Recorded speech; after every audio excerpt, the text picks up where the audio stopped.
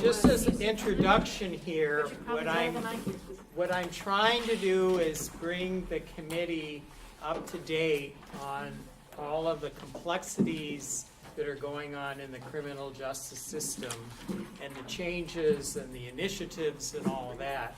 And there's a lot of them. So we decided that Colleen should come early and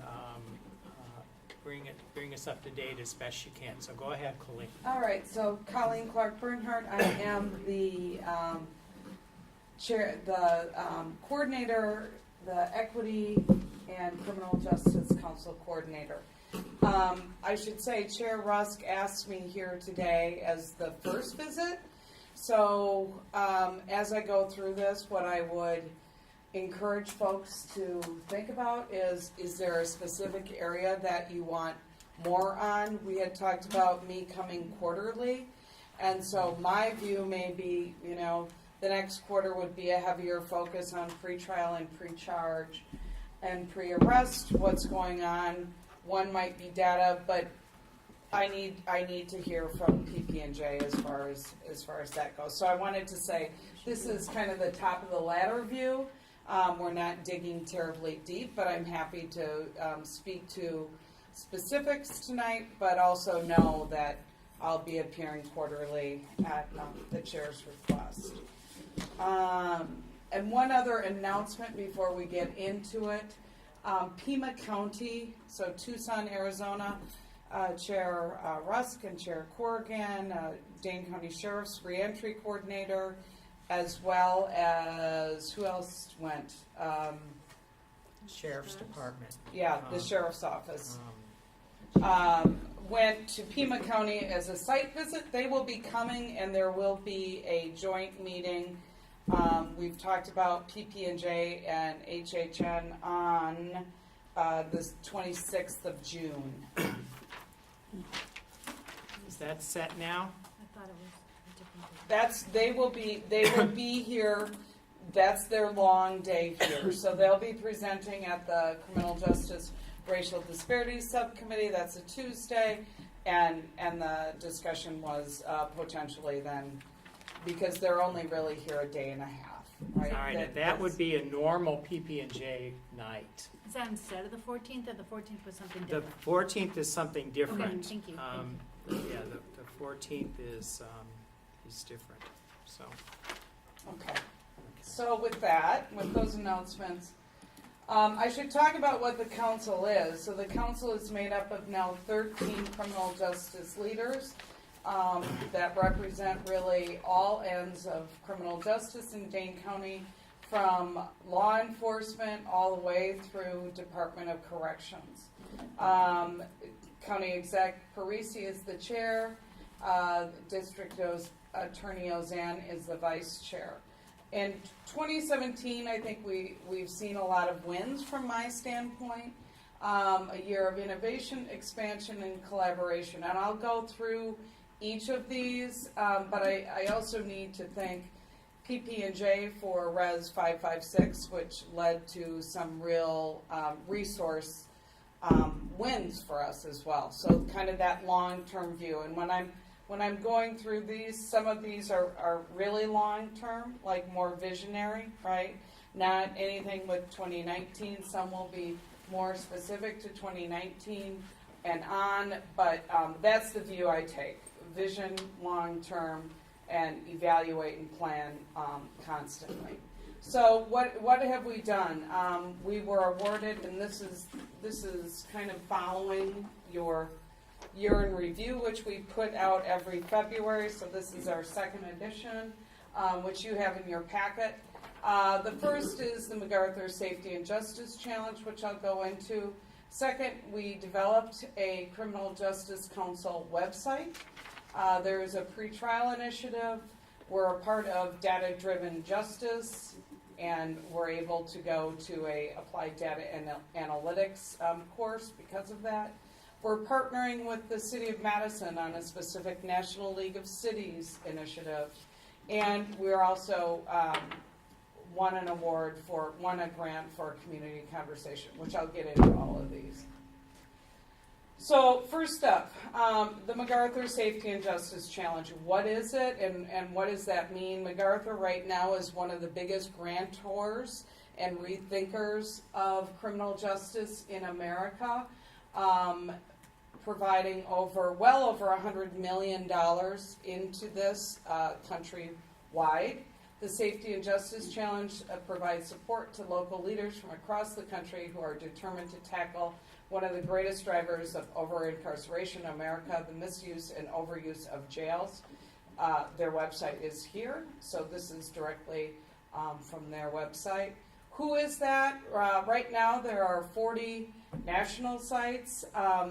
They're divided into, or were up to most recently, 20 implementation sites and 20 innovation sites. You will see Dane County here. This is again from their website. We were an innovation site. The sites that are implementation sites are sites, for instance, our neighbor Milwaukee County is an implementation site where there was a much heavier investment into their county of well over $1 million into each of the 20 sites. What's the difference between the two concepts? Innovation sites are granted a very small amount, so they're granted $50,000 for a very specific task to try to reduce jail populations, right? This is just that. What did we get the $50,000 for? So since we didn't get, I should say this, we did apply when it first started in 2016 to become an implementation site. Personally, I thought at that point we had a really good chance, knowing they would likely only give one Wisconsin county the implementation funds, but I thought we had a good chance because at that point Sheriff Clark was in Milwaukee and wasn't known as a great collaborator at rethinking his jail. However, Milwaukee's grant really was more in pretrial reform, so looking at the other partners, and so they were granted, and most of the implementation sites in the first round were America's largest jails. So this is what they put together as far as, with our help, obviously, what the summary is. So you can look up absolutely every single one of the sites that they've funded. We looked at expansion of the Community Restorative Court as something that the MacArthur Foundation could help with. So this is a slide that they have just showed really in Pittsburgh just last month. What was the innovation? Using the Community Restorative Court to obviously divert young adults 17 to 25. And then the achievements, expanded the CRC with new peacemakers. 94% have completed the repair harm agreement.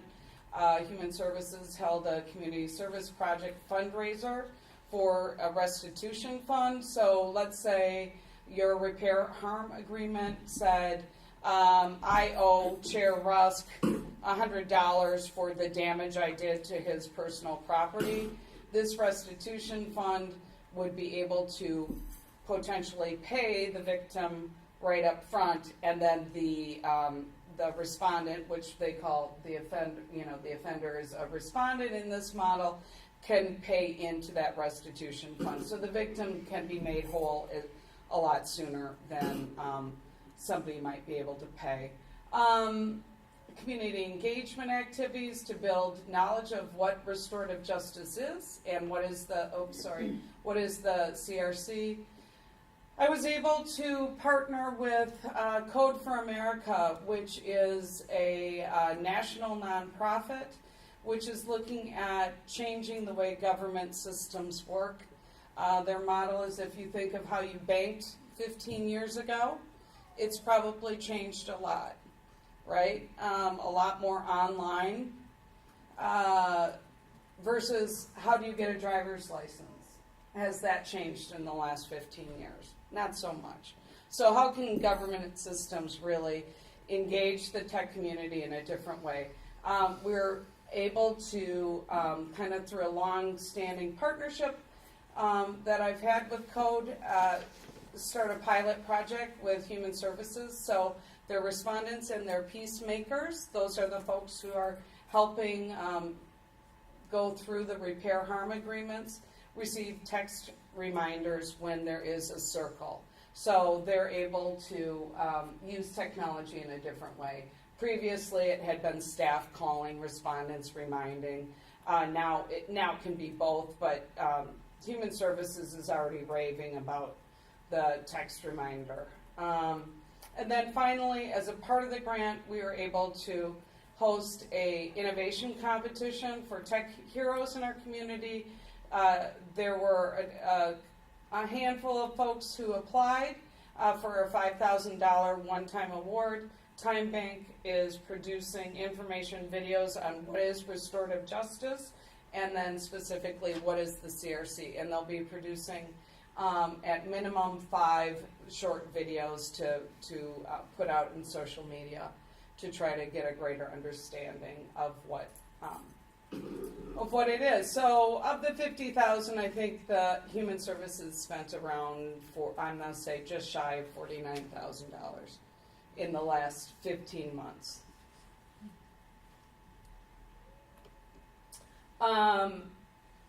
So we're still part of the Safety and Justice Challenge community, but the innovation grant is expired.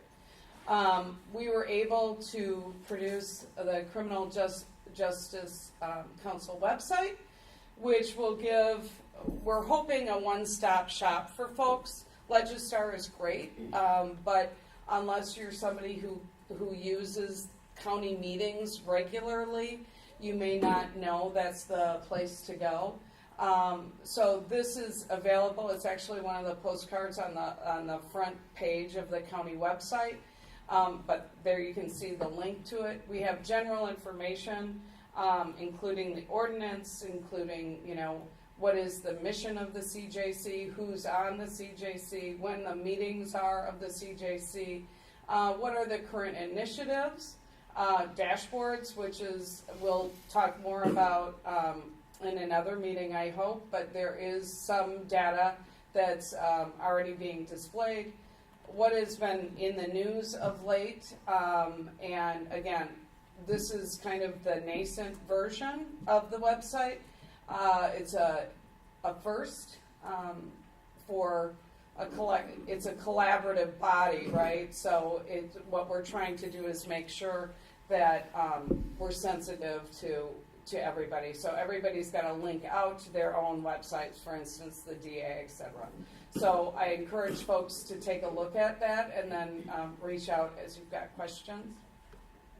Now, moving on, I'm just kind of walking through our year in review.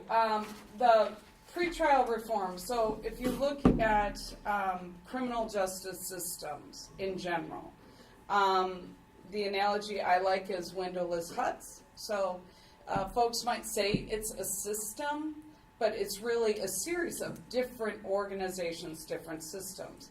And there's not a lot of communication that has happened between these windowless huts, and you'll hear me talk about that when I talk about data, right? How to open windows in the windowless huts so law enforcement knows what's happening in the sheriff's office as far as booking and crowding, et cetera, to the DA, connecting all those dots, and then so the public has a better understanding. So right now we're looking at the front end, right, of the system. The Community Restorative Court is a pre-charge, so that's early on in the system. Pre-trial is another early on system occurrence that has been shown to really impact criminal justice folks, right? So if you're involved, if you're in the jail, in any jail across the country, there are national campaigns that 3 days count, right? Sitting in jail for 3 days can change your economic structure, your family structure, your housing, all sorts of things can happen in just a short stay in the jail.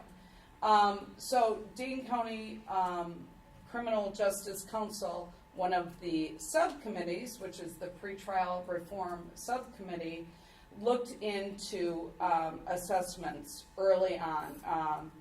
So this is probably 4 years ago. We started looking at assessments when the longtime court commissioner was about to retire, and really evidence-based practices, it's not just professional discretion that should make a decision, it's professional discretion plus a validated tool potentially equals the best decision, whether somebody's staying in or going.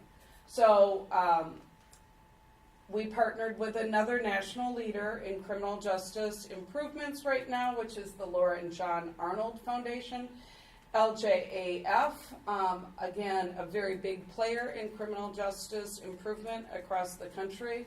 And they had developed through an independent contractor the public safety assessment to be used as an instrument at that first stage, the early stage, to decide if a person should be detained or released. So a really key decision. And this is just part of their infographic. A judge, or in our case, court commissioner, considers many factors in making this decision. One tool that judges may use to help this decision is the PSA. So for a year now, Dane County has used the PSA. Here we have what the PSA, the thing that's different about the PSA, I must say, is publicly available tool. You can Google it, you can look at their website, you're going to see the factors that are considered in the public safety assessment. It's been nationally validated in almost 1 million cases. It doesn't look at race, gender, where you live, how long have you been in the community. Some of the factors that have been shown in other risk assessments to be very racially impactful. So that's obviously one of the reasons the CJC pretrial subcommittee looked at it, because we know where Dane County is as far as racial and ethnic disparity, and didn't want to make a change and then potentially make something worse. So what has happened in Dane County? We are able, through some funding, from grant funding, plus the clerk of courts has supported 2 pretrial assessors. I would say we're probably the luckiest county in at least the state, if not the Midwest, in that clerk of court Escada was able to find 2 folks who had an abundance of experience in pretrial assessment, had been doing it collectively for well over 35 years, and already had all the credentials that needed to get the job started and going. We're the first in the country to have a partnership with Harvard University's Access to Justice Lab around just that. How is Dane County doing? How is this tool impacting the length of stay in jail, racial and ethnic disparities? How has it changed pretrial? And so that, and we can have a whole session just on the public safety assessment. That's a multi-year study, so that's approximately a 4.5-year study. We're also a part of Data-Driven Justice. This is another national initiative to try to use data to try to disrupt the cycle of incarceration, right? So having data-informed policy and procedure, and as many of you in this room who have been really pushing through Resolution 556, through the 3 criminal justice work groups that were a result of 556, to say Dane needs to get a handle on its data. Dane is not unique in the state of Wisconsin. We do not have unique identifiers. So if I get arrested in Sun Prairie, Colleen Clark Bernhardt, I can't look at a number and say, this is the same person who was booked into jail, and then follow me all the way through the system.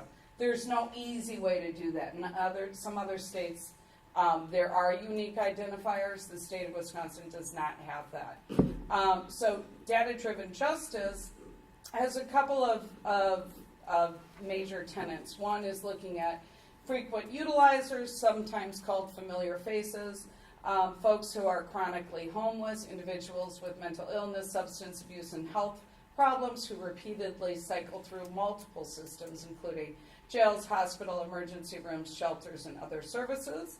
That's one area. And then two is people held in jail before trial because they cannot afford to bond out, not because they are a risk to the community or a risk of flight, which kind of harkens back to what is that public safety assessment. It's all about, is there a risk for a failure to appear? Is there a risk for new violent criminal activity? Or is there a risk for criminal activity? So informing the decision maker before the decision is made, right?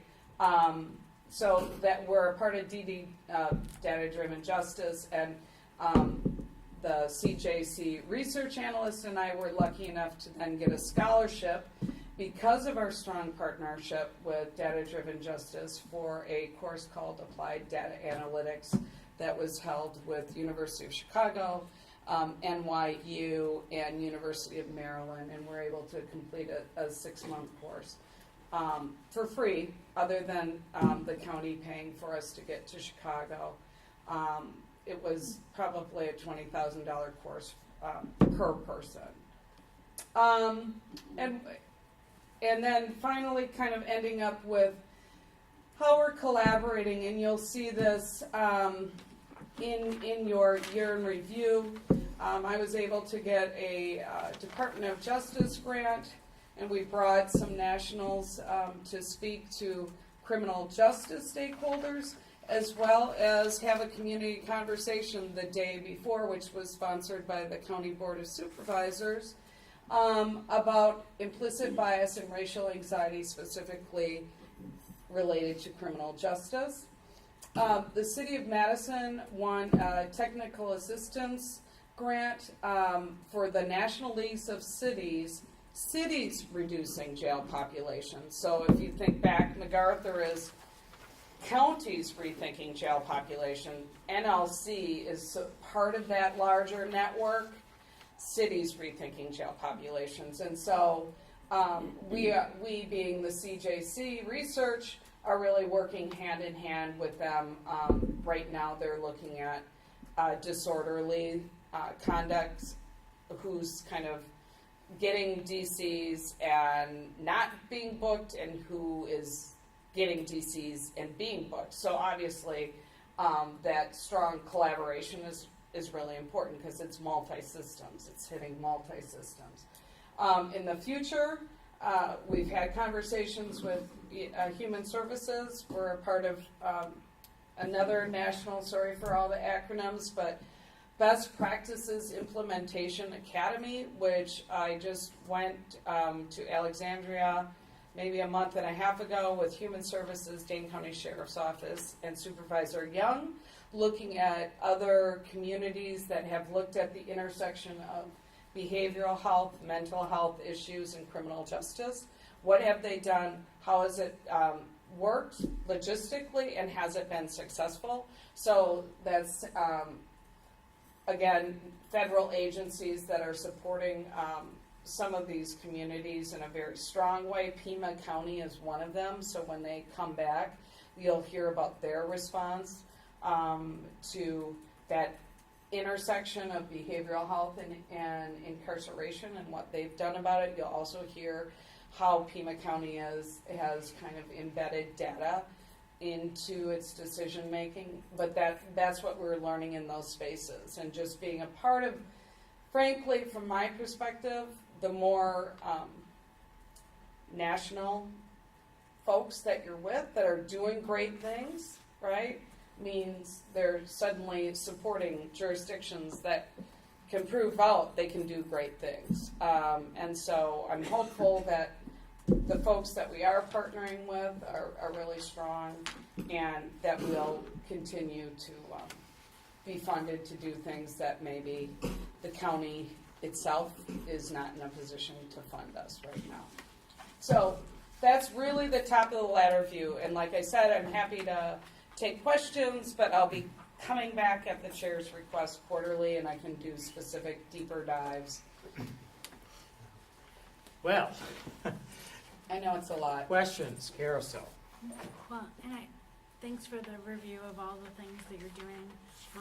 And maybe my questions are too beyond the top of the ladder a little bit. At some point, can we get some more numbers and details? I mean, these are all great initiatives, and I'm a little questioning, I must say, just how on the Community Restorative Court, how we spent $50,000. I'm not quite sure where the expansion is, since we just last November, October, November, had an incredibly challenging, difficult conversation with the fact that wasn't being expanded. So would love to hear more details about that, and if you say that's a long conversation, we can have it in the future. But I mean, do we have numbers that we're actually expanding it, but beyond we're saying we're expanding it? And then the text reminder, that's great.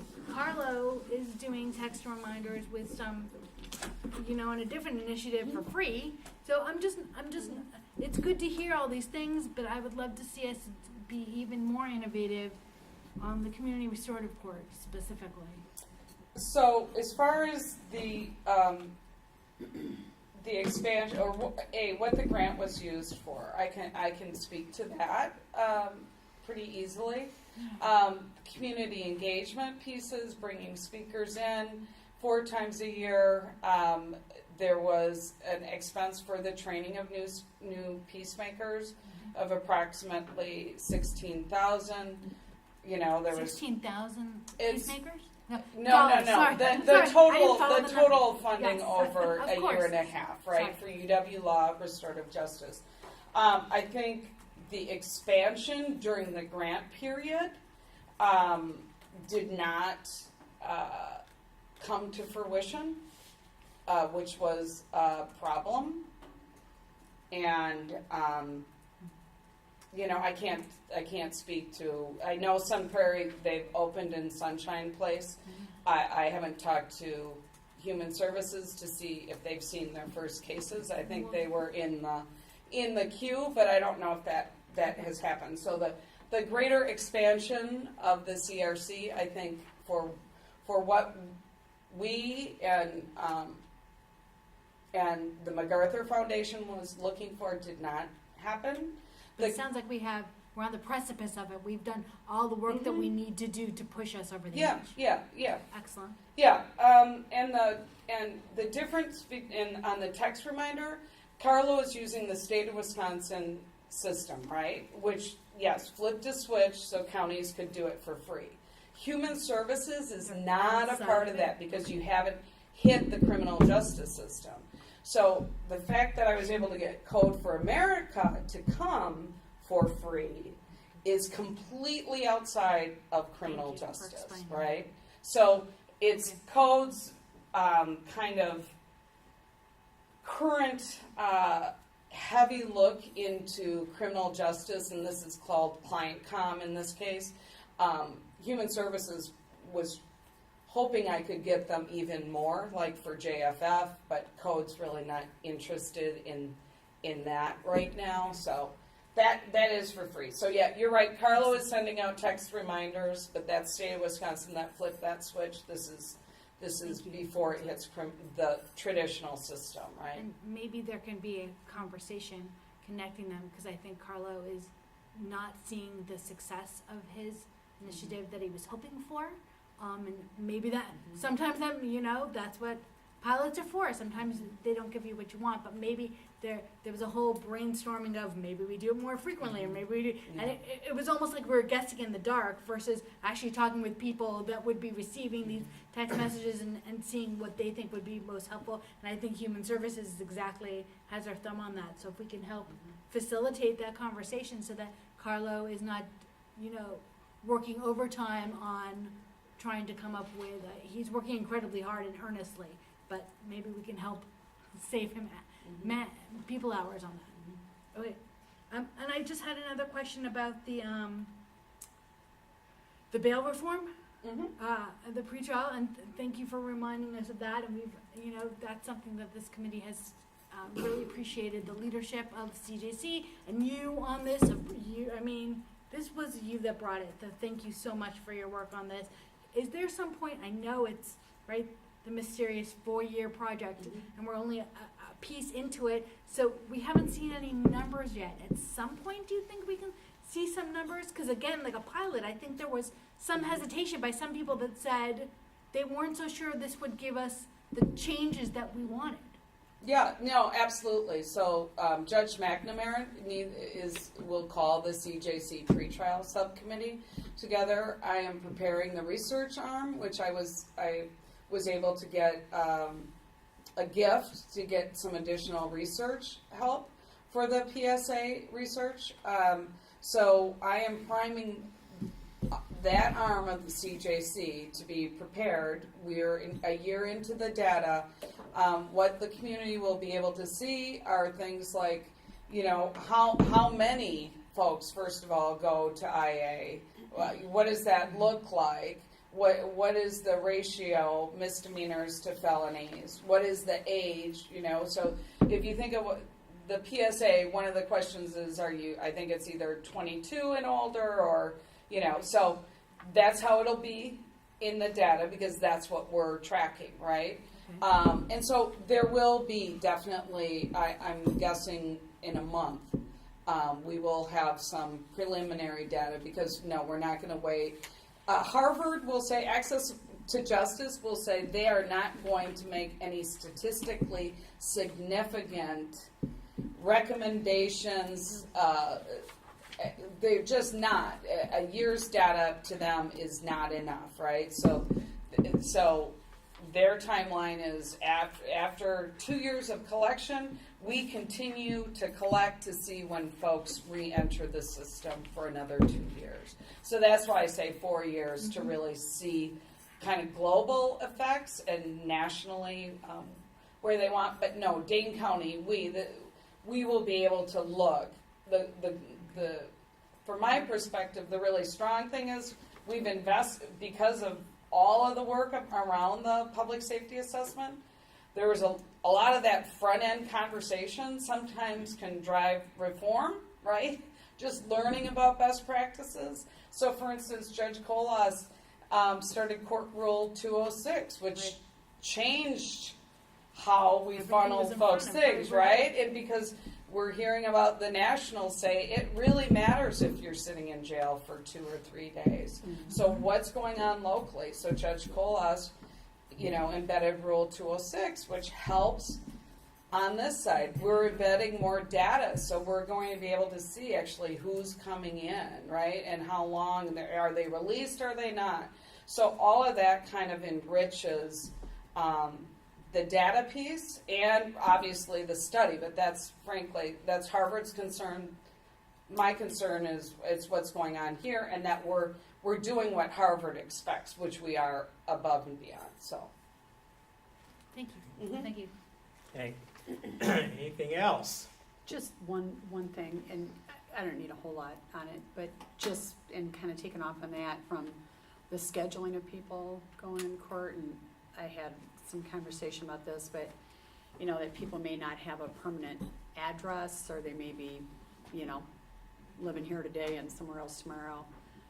The text messaging is good for getting a hold of them, but if they don't have a phone, or maybe they don't have money to pay their bill, or they get a court date and it happens to be on a day when they need to be at work. If there's some technology, I'm sure there is, but to just say when you have them in court, print them off, here's when you can come to court, and okay, you work during those hours, let's see if there's something else open, instead of coming at 10, come in at 2. I mean, that for a future, whatever we're doing around that, I'd be very interested in. Yeah, so what you're saying is court date in hand. So when hand. you walk out, you get a court date. And the other piece that you're kind of alluding to is what folks around the nation would call procedural justice. So at its base is fairness, right? I see you as a person and I'm fair.